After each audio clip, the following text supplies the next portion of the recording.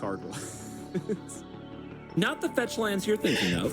Okay. Those fetch lands were rotated and not a part of the format, this standard format. There is a card, just really a card. I will share it with you. You may have seen it. It's been a part of standard Magic quite a bit for the last few years. It's legal in standard right now, actually. Okay. So it gets printed a lot. There you go. Fabled Passage. I don't know if I've seen this. You tap it, sacrifice it, search for a basic land. Okay, so it's like a fetch land, but only gets basics, essentially. It only gets basics, and unlike and it comes in tapped. It comes in tapped unless you have four more lands. You can untap it. Okay. So this is like, so you're saying this is like one of the only ways you can like trigger Omnath to get the second effect. In terms of just hitting your land drop, yes, it's kind of that self-contained trigger. Yeah. Or there are like green cards that could like give you like extra lands and stuff. Because there's like, what is there like there's just the thing that's just like you can play and it just gives you an extra land that's like tapped or something like that, right? Yeah, I'll get. So there are so many of these type of effects that have been printed. It's a very regular part of Green to be able to get extra lands onto the battlefield. I'll give you one card that was printed in the same set for your context, but assume that this is not a weird effect. Okay. I figure it seems very green. Roiling Regrow, 2 and a green, sacrifice a land, search your life for 2 basic lands, put them in tap. Okay, all right, cool. Okay, so, all right, interesting question. With Roiling Regrowth, it puts 2 lands out. Does that count for the second and third, or does that only count as one time? It counts as 2 land triggers. It's 2 landfall triggers, because every time one land enters is a landfall trigger.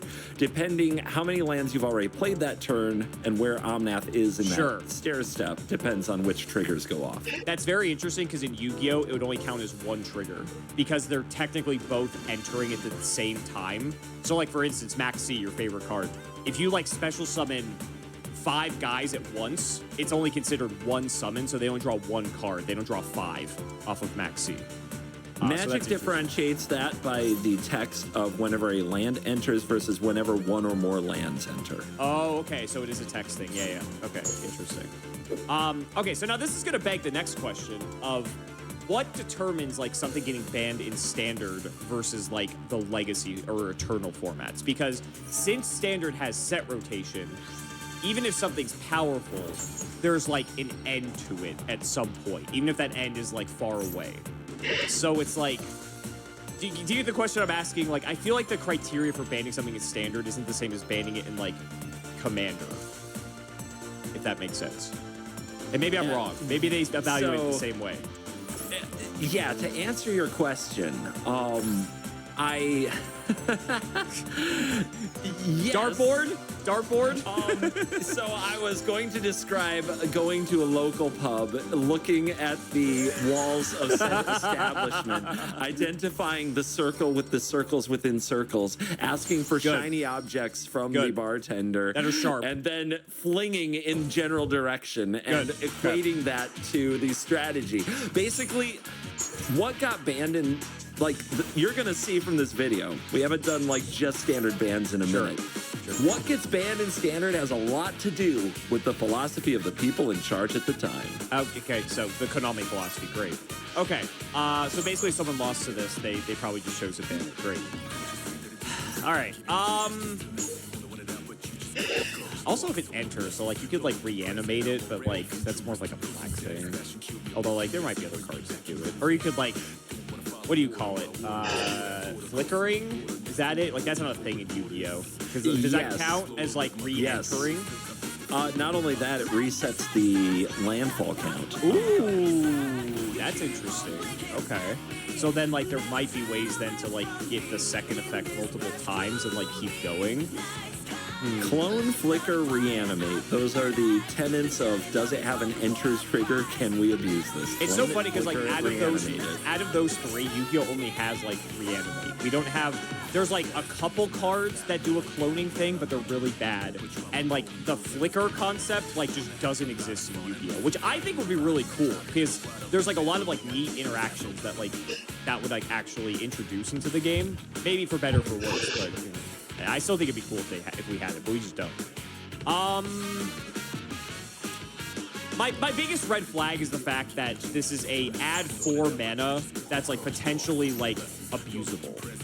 That's like the red flag for me. Everything else on this seems like kind of fine, and the fact he replaces himself is like really good. But like I'm just like Yu-Gi-Oh brain is like, okay, how do we abuse the fact that this thing adds 4 every time we get multiple lands? Because then it's like you can like bring it back out and then like do it again and just like keep going, and then you go like super wide and your opponent just like is in this situation that's like insurmountable, and then you just win the game because of that. And so maybe that's a thing. Everything else kind of just seems like fine. Like the first landfall, like who cares? The third one, who cares? It's really just like to me the fact he replaces himself and like can cheat a bunch of mana out is like the red flags. Is that ban worthy in a standard format that has rotation? I guess this is going to be like the litmus test, and this is going to set the standard for like how the rest of the video goes.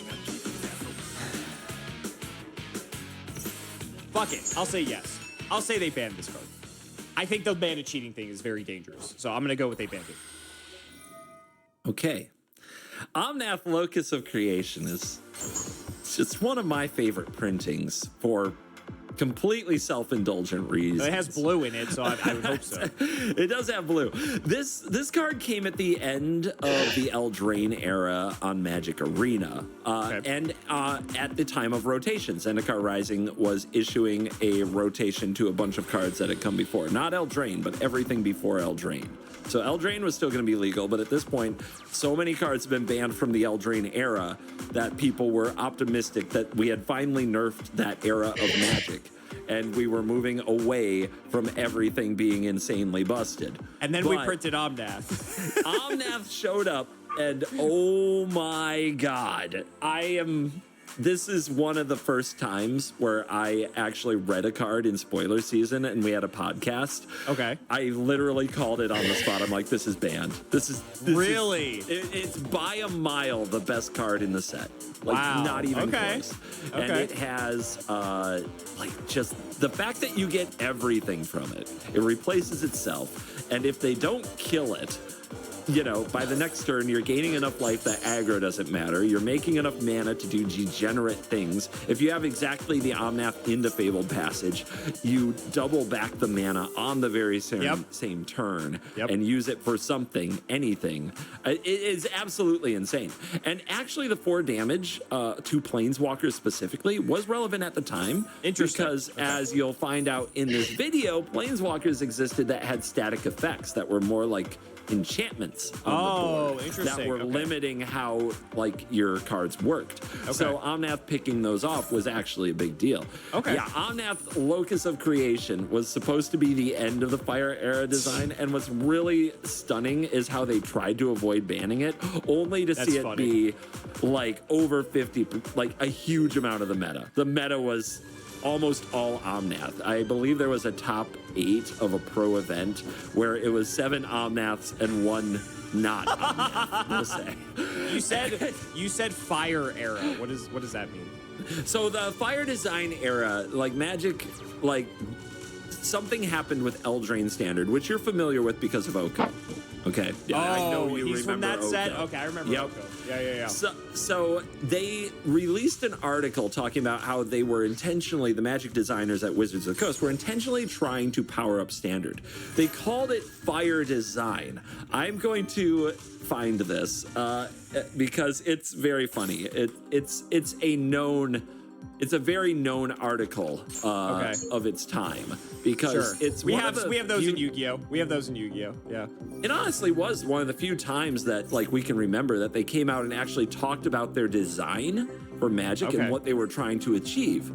And what most people like mentally associate Fire Design with is busted, ban it all. Okay. That's what they remember. That suddenly Standard went from a pretty stable format. Remember we did Tarkir God, all right? Cartier was, They that was didn't so ban sweet. Treasure Cruise. They didn't ban Dig Through Time. They didn't ban anything from the Abzan deck. You played that whole format. Nothing got banned. There were plenty of things that were powerful, but nothing got banned. They went from that to a period of time where Standard had to go through wave after wave after wave of banning because every set just kept on introducing cards that were insane. So let's read what Fire Designs did. I think that's what they were going for. The problem is that Fire Design coincided with the growth of Arena. And Arena is a place where you can play hundreds of games of Standard in a week. More games are now played in the first day that a set is legal on Arena than used to be played of the entire format, like during its entire legality, because people would wait to go play Standard at their local game store. Sure, like they were playing once a week instead of all day every day. Yeah, I believe it. So, the F in Fire Design stands for fun. Above all else, our game should be fun to play. Okay. Fun is about interesting decisions, diverse gameplay experiences, and each game being unique. That's what they typed. Okay. I is for inviting. Our game should be accessible to many people. This means that format should be accessible to newer or less enfranchised players without having resonant cards and by having resonant cards and comprehensible gameplay. That's why it's really funny that you mentioned the text count. Yu-Gi-Oh could never relate to that. Anyway, next letter. R is for replayable. Okay. Basically the key aspects of replayability are balance and diversity. When there's 7 Omnaths in the top 8. Yeah, okay. All right. We try to get a wide variety of decks and strategies to about the right power level, is what they said. All right. Okay. E is for exciting. Players should be excited to read the cards and play with them. It's a really funny thing to look back on Fire Design, because if we were talking about how it actually affected Magic, it is the F, the I, and the R are very small, and the E is rather huge. Yes, it's exciting to read and build Omnath. E is capital in Fire. Yeah. Now let's talk about replayable. Every time Omnath comes down, and then from then on, every land that enters, there's a trigger that creates, and if it creates another land, like Rolling Regrowth or Fabled Passage, there's another trigger, which makes more mana, which plays another card, that creates another trigger. And you do this every game, and every turn they take takes That just sounds like Yu-Gi-Oh to me. I'm just saying, like, we're used to that. I mean, I don't know. Maybe they really enjoyed Yu-Gi-Oh. They'll never admit such a thing, but it's like I can see it, you know. So this was Fire Design in action. Omnath was supposed to be near the end of it, where they basically admitted they went too far and were going to start scaling it back. Okay. And then Omnath came out like right after that, and people were like, "Duh!" That's hilarious. So our infamous article, for context, is I think it's like 2011 or 2012 when they actually, for the first time ever, gave an explanation for why they banned certain cards. The explanations were horrible. Everyone made fun of it, and then we never got explanations ever again. Nice. It's great. It's great. Good stuff. So, Omnath was released in September. This is, what year is this? This is 2020. Oh, so kind of recent. Okay. Yep. Released in September, banned in October. Wow, a month? That's wild. Believe it or not, there was a ban announcement while Omnath was legal before the one that banned Omnath that banned something else. We may or may not get to that. That's funny. I can see people were probably pissed if that were the case. Oh my god. Yu-Gi-Oh's done that too, where it's like there's a card that should be banned and then they don't, and it's like the next list and people are just fuming. Yep. We've had a couple of those moments. They're notable, we'll say, and there may even be a couple in this video. Good. So, I'm glad it took us 20 minutes to get through one card. Fantastic. We've set the bar. We've set the bar.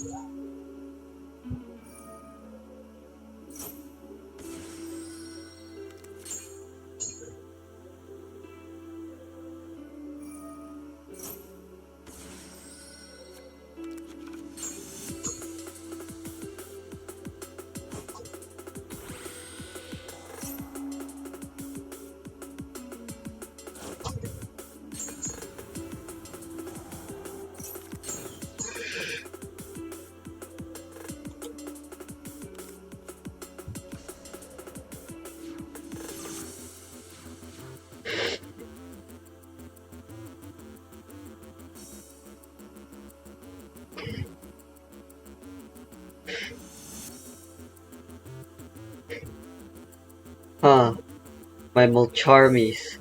I should have activated them first before Dominus. I could have gotten some card draws. I feel stupid.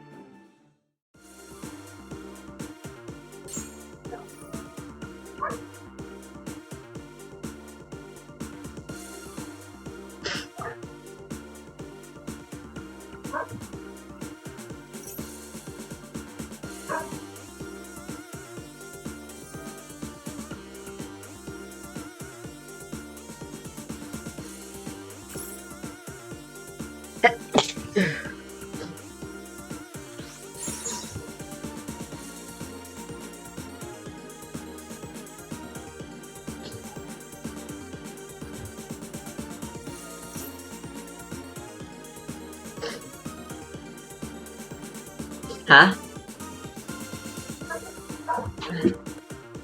Ano yan? Check ba? Okay.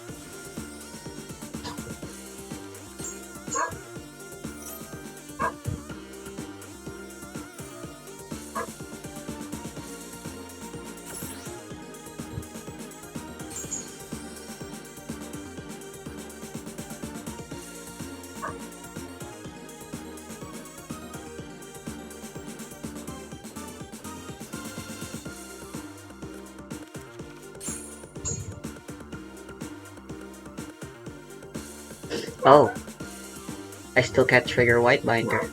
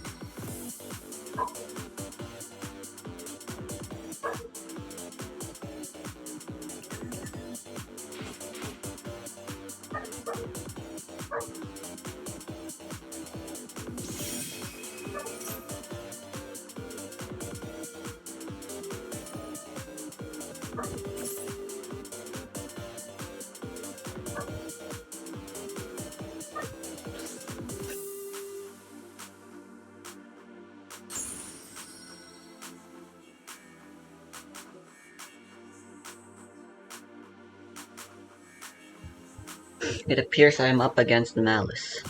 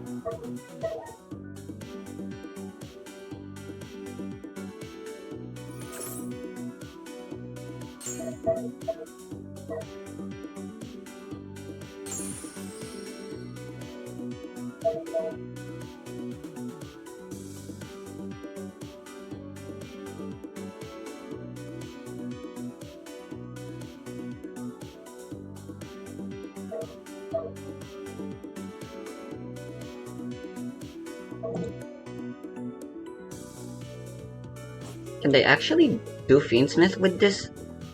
They don't have anything on Grave.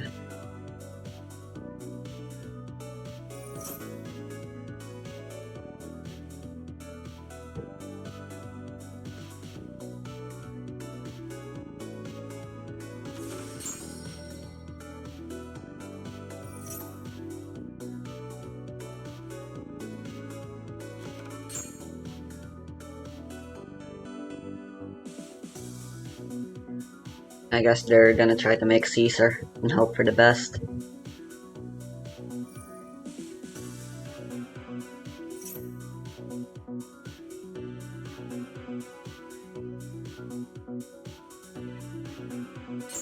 Maybe even a Chaos Angel.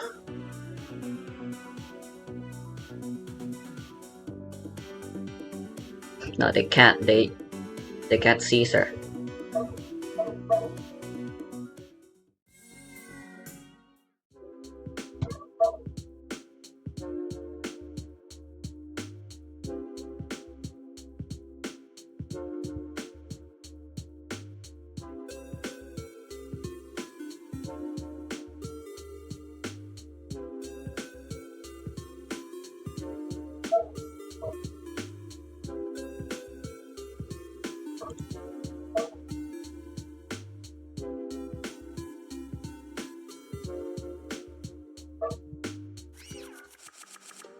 Woof.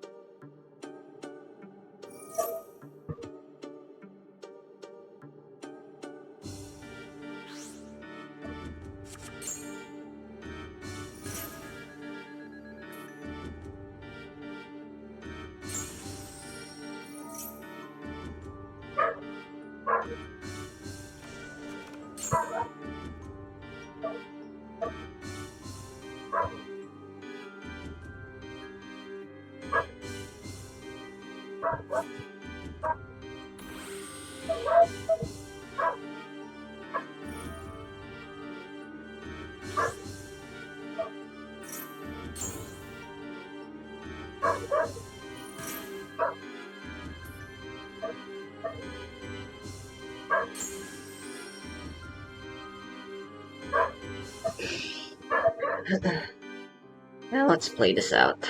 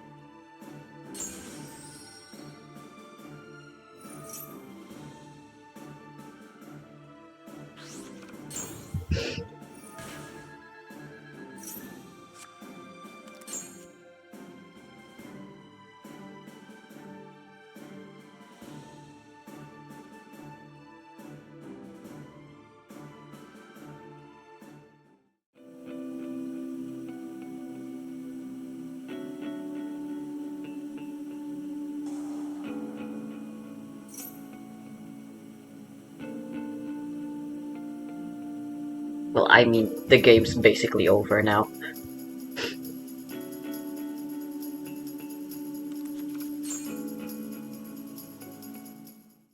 I don't really care. They know my hand, they know what to do.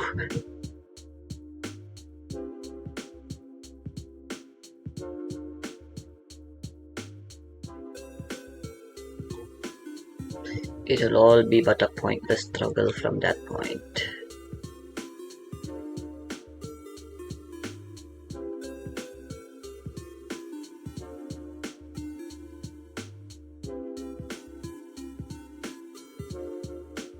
Maybe I should have kept Cross out.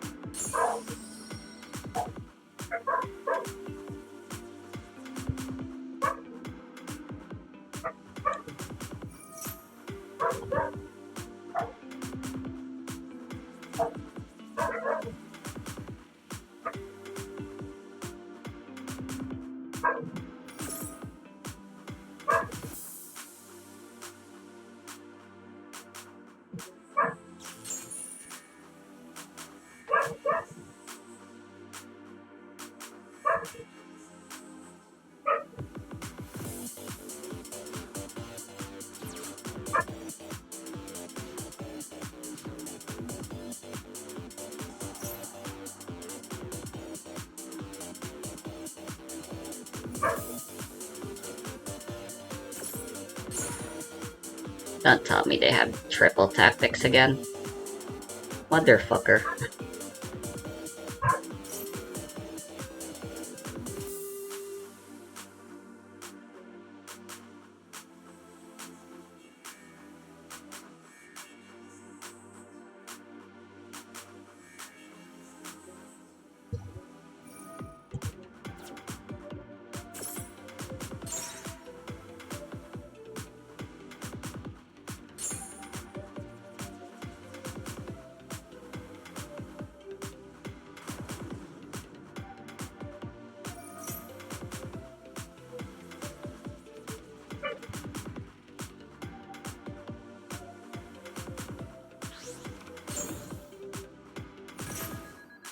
Really chessy.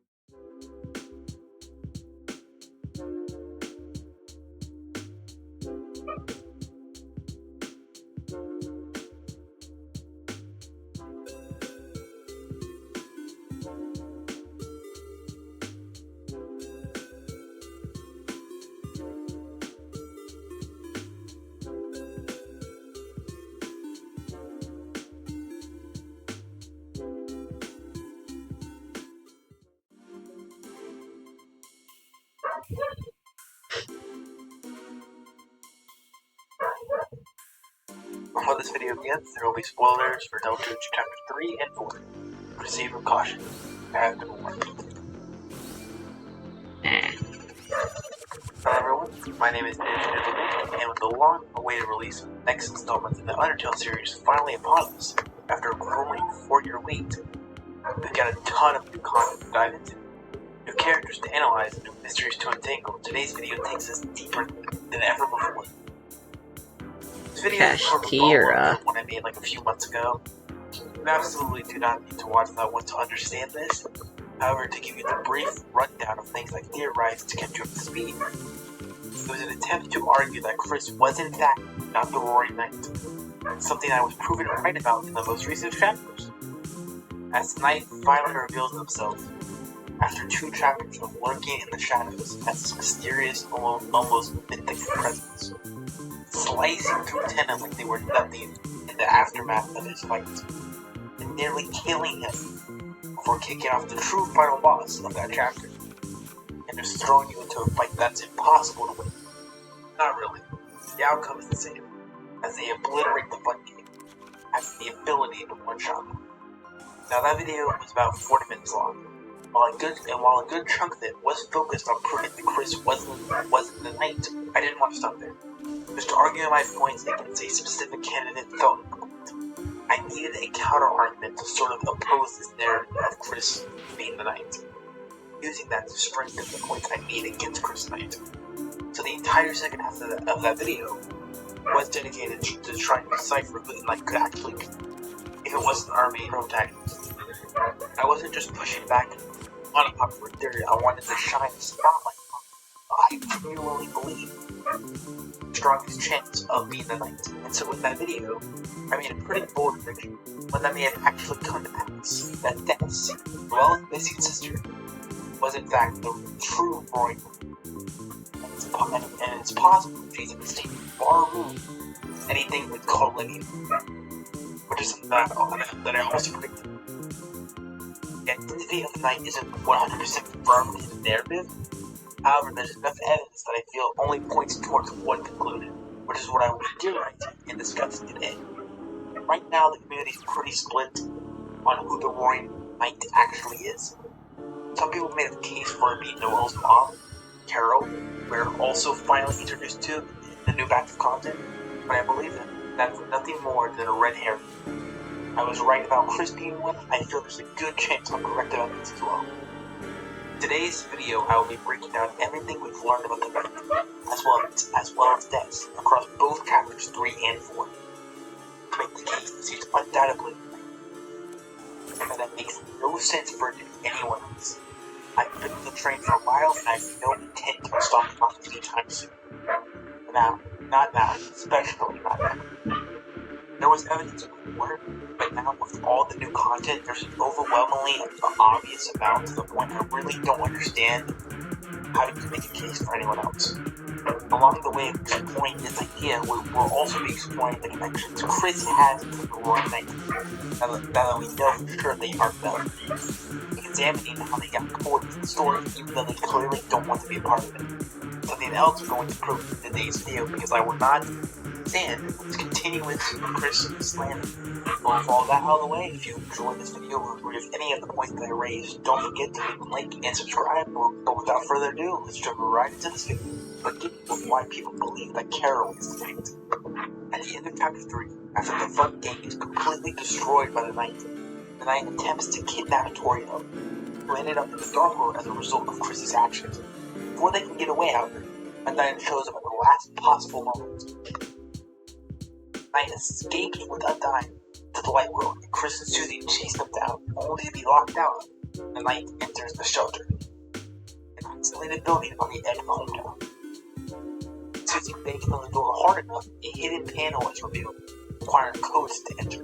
This mystery plays heavily into chapter 4. Fast forward to the day of the church, before Susie can go home following her sleepover with Chris. Tori invites Susie to come along. Church happens to be near the shelter, so Susie takes this up as an opportunity to investigate. During these scenes, we get a key bit of information from Alice. Since she moved to hometown, the only two people she's ever seen near the shelter are the mayor, Carol, Noel's mother, and Undyne. Considering the fact that Undyne was taken by the knight while Carol stands tall, it immediately flags her as a potential suspect, especially since the building has supposedly been sealed off all this time. Later on, Navigator adds to these room sections of hometown. You can find them outside the police station, they say. Undyne had been in charge of something about that place, an important code or something. But it's the only thing that ever made her. I never saw it though.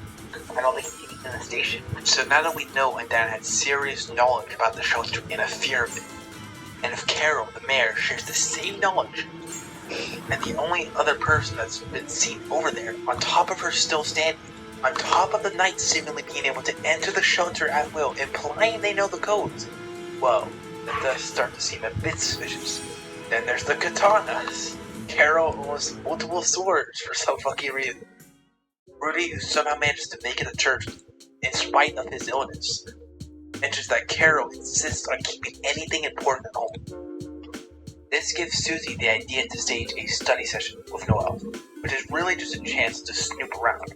Sure enough, they find a katana in the kitchen, and in the vent sequence where Chris temporarily removes the player from their body, you can peek into Carol's bedroom and spot another katana. I don't think it's visible in the actual game, but in the files you can actually see a katana. Considering the knight uses a sword, it's easy to assume these weapons are meant to invoke a connection between Carol and the knight. Later, Chris finds Tessa's guitar, hidden in the code inside it. Chris doesn't let us see the code, and during a phone call in the kitchen, we hear Chris being told that Susie shouldn't have the guitar. And Carol, she doesn't appear to want Susie to have it either. There is evidence to suggest that the call Chris makes in the kitchen, the one in Tessa's bedroom, actually are the same person. They have similar timing work, and when Chris makes the call in Tessa's bedroom about Susie having the guitar, the person on the other line says they will be there right away. And lo and behold, who shows up? Carol, who wasn't even meant to be home until later that night, according to Noelle. Not to mention that when Chris makes that call in Tessa's room, it's the other lines that ask about the guitar. Why would Carol ask something about them if they weren't the same person? That would just be really weird. I'm not trying to make the argument that Chris is working for Carol instead of the knight. I'm making the argument that Chris, Carol, and the knight are all connected in some way. Especially since we haven't actually seen the knight talk on top of their name. Roaring in the title, and their animalistic behavior suggests that it's unlikely that they talk at all, which I want to get more in depth to a little bit later on. Add in Carol's consistently cold, commanding presence, and you can start to understand why people think she's behind everything, which, to be fair, she might be, but I don't think she's behind. It seems to be aware of the existence of the player, because at the end of the sections in Noelle's house, as you go to leave, she turns to Chris and says, "You are always welcome here." With the "you" being highlighted red, implying she wasn't talking to Chris there, she was talking to us. She also collects things that resemble red human souls within this universe, so it's obvious that she might have more information about the state of her world than she probably should. And despite all of this, I still truly believe in Carol actually being the knight. Despite all of this seemingly evidence, in quotation marks, is still a red herring. But that doesn't mean she's not involved. This is where any evidence I can find for why people believe Carol being the knight comes to an end though. Even though some of it is debatable. Like just because she has this knowledge means she's the knight. It just means she's relevant to the story. I just wanted to present some points that I've seen for Carol Knight to present one side of the debate before I present a counter-argument much more convincing and plausible, as I will be using my evidence from the last time I did this, on top of stuff we've learned. The Carol theory on the table, let's move on to what this video is really about.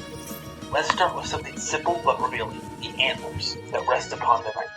The Roaring Knight's antlers look a lot more like Noelle's and Rudy's compared to Carol's. Carol's antlers are sharp and jagged, while the Knight's are more rounded and smoother and more natural and curved, almost identical to Noelle's, just longer and slightly bent.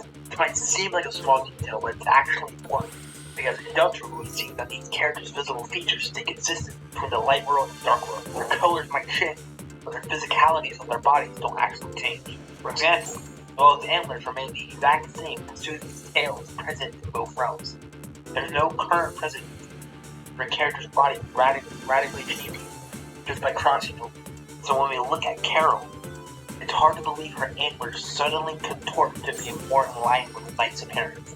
And considering the fact that Carol's entire body burns a change for her to even be a contender for the knight, it makes it very unlikely since we have seen nothing like that before.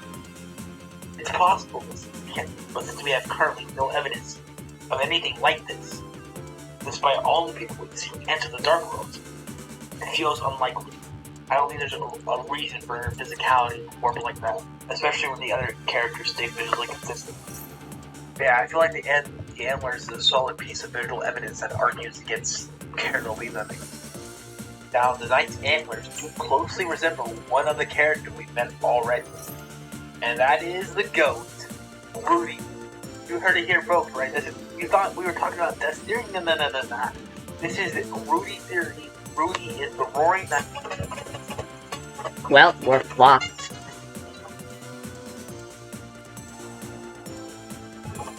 back on track though. Rudy, Noel's father. It's clear that Noel inherited her round, smooth antlers from him. And if we assume Rudy's traits are genetically dominant, like in the real world, as that's usually the case with fathers, it would make sense for both of his daughters to share similar features. Now you may be questioning, we do see death for the first time in-game so far to Tennis' explanation of the past, and they do seem normal, but they also seem more aligned with what I described. They are small, but you can out the fact that they are similar to Noel's. As for how the antler got so warped, I imagine it has something to do with why she went missing. It could also be related to something we haven't seen, if that's also possible. The visual connection strengthens the idea that Noel and the Knights are related, which points directly Perhaps I should stop being such a meta slave. Unless Dog Food suddenly introduces a completely new deer-like character out of nowhere, which seems unlikely. This clue adds even more weight to Death's Knight theory. Now It's almost dinner time, so... And I am hungry. It tells us a lot, especially when comparing it to Carol's. At first glance, the Night Mace appear to have a somewhat feminine silhouette, but on closer inspection, the figure is far more skeletal than anything distinctly feminine. The Knight's torso seems to mimic the structure of a ribcage, and during the intro animation, we literally see them open their chests, exposing a hollow cavity with a faint white core at the center. The animation even shows the Knights unhinging their jaws, invoking the imagery of something undead or reanimated. A corpse, not a person in armor. Something I actually crazily predicted. Fucking insane. Anyways, this ties into a common zombie/skeleton visual trope. Prominent rib cages, sunken abdomen, and exaggerated joints. The body is shapeless, less like a soft human form, and more like a walking skeleton. Oh, here we go, here it comes, baby, papyrus theory, let's go. Let's fucking go. The last time I did that joke. I swear. The hips and spine are also visible, with no flesh surrounding it, reinforcing the skeleton interpretation. Then, no, we're not doing that. Something Carol's living, healthy body absolutely doesn't match. Which brings us to death. If Carol is alive, active, and fully functioning, and if the Knight's body looks like a broken, hollow, and corpse-like, then it makes more sense for the Knight to be Death, someone who's been missing and most likely meant a violent end. If Death was killed or experimented on, it would explain the Knight's skeletal, like magical appearance. And if I don't want to get into Gaster territory, but if Gaster is the scientist behind this whole thing, he could have experimented on Death. I'm not throwing that out there as a serious thing, but like, it's possible. I think I've spent enough time focusing on the Knight's look. Let's focus on more direct connection to Death. Before the fight even begins, I think that the Knight is holding begins as a bat, where it's transformed into a sword. Now Death has multiple connections to bats. We speak to Noelle in chapter 1 at the gate that leads to her house, and tell her that Susie is eating a chalk. Noelle will state that Death smacked you with a wiffle ball bat, please stop lying. Wiffle ball bats, eerily similar to what the Knight is holding. In addition to this, you can interact with Noelle's computer to learn that one of her wallpapers is Death holding a cracked baseball bat. And if you peek into the room of Death, you can actually find one of her old wiffle ball bats in a pile. Baseball/wiffle ball connections don't stop here though. The little ball form the Knight can transform into resembles a baseball. Baseballs actually happen to appear in the chapter 1 and 2 Dark Ones. In chapter 1, you could find baseballs in Card Castle, in the room with the party. In chapter 2, the moon itself is that of a baseball. Speaking of the moon baseball, Noelle says this during that sequence. I wish Des could see this. Early in the chapter, she also mentioned Des during that walk with Chris when they pressed the button that spelled out the zipper. And Des, she'd always told me she'd take me somewhere like this. Somewhere with shiny lights. Which screams like very obvious foreshadowing when you take into account the great East Dark World the Knight made was. In chapter 1, it was the school. In chapter 2, it was the library. In chapter 4, it was the church. All places Noelle realistically went. And if we take a look at the lyrics to Raise Your Back, there's even more evidence. Before the song starts, and it mentions this. Oh, Chris, remember December? Or that little musical prodigy?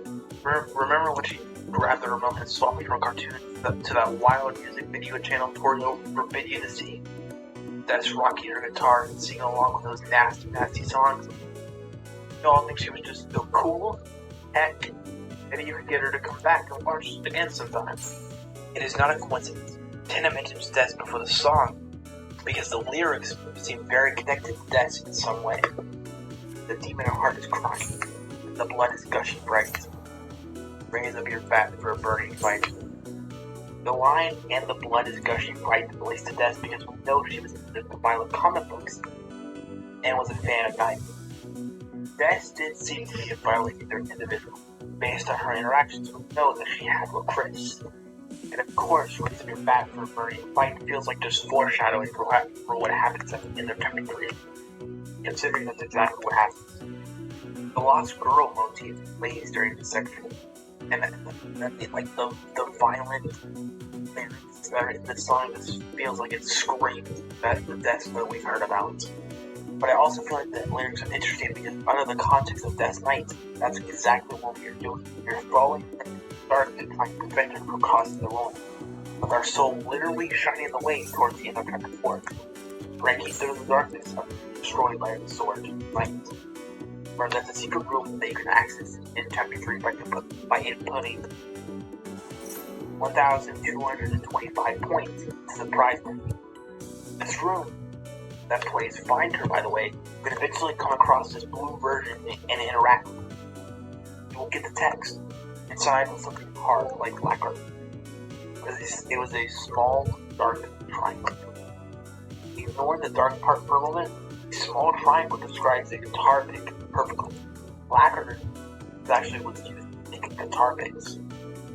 Moreover, when you meet the secret boss encounter, which is just the knight if you don't know, a fragment of the sword is broken off, leaving a small black triangle-shaped crack. Chris can pick it up, which becomes the black shard, which is depicted as a small black triangle, just like what you get from the blue prize machine. I really don't think this is a coincidence. It's possible they are formed from the same material because lacquer can be used on weapons to protect its coating and used to make guitar picks. Interestingly enough, the black shard doesn't actually change when you're in the light world. It's the first instance we've seen outside of the egg that doesn't change. So this seems to suggest that the night transcends the bounds of both realities and is just the night in both realms. Which is not as crazy as it sounds. It's actually supported by pretty good evidence. As Susie says the night couldn't beat them in the light world, it lacks right purpose. In addition to that, the knight's light world form is able to restrain and carry a dime.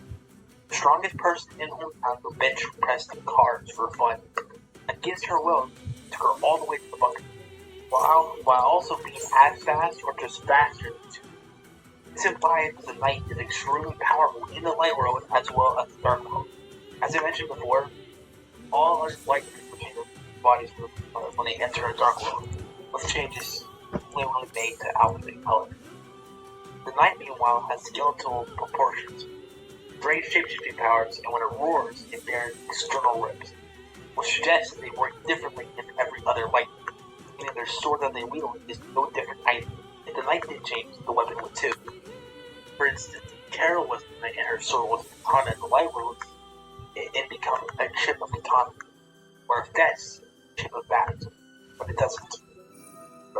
It's still a black shard. The fact it doesn't change implies that its wielder doesn't either. And we're going there under the concept of death. We must have been transformed to the knight in such a way to use both the knight in the light world and the dark world. And as to how the knight has been spotted in the light world, well, this question has a two-part answer in mind. We know that the knight was the one that created the Chapter 2 Dark World. The only way they could have done that is if Burley and Noel were actually in the room because their books were already set up and everything. The closet in that room is a large person could easily fit inside. Given the same text appears in Chapter 4, and when interacting with the church's closet, it's safe to assume that the knight hid inside the closet in both instances. I imagine the closets are either just an underground system that links to the bunker, or they are teleporting doors that allow them to reverse hook. I mentioned the segment in Noel's house where you attacked for Chris. During them, we actually find Asgore cleaning the bathroom before he leaves to protect Carol's room. During that cutscene, he says, "I just wanted to protect her, and this time she'll have to do it." They all will.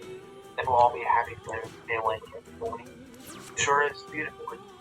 Black Shard, Asgore has a piece of the Knight's weapon, and he wants to show to me, prove he protected everyone.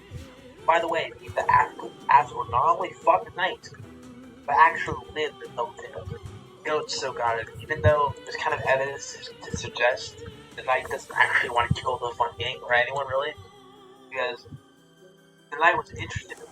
They could have easily done so at the end of chapter 3. Susie and Rousey could not stand a chance against the Knight. Absolutely no way. And in the chapter 4 Power of Friendship scene towards the end, with Chris shining, with our soul shining in the dark, while the Knight pelts us with swords, the Knight just randomly stops. Once we get to the top, when Chris, Susie, and Rousey were all at 1 HP.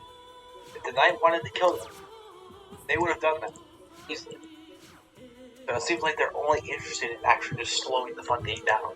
But it's still cool to know that Asgore is one of the first people that we actually know of to fight the Knight and live the Telltale.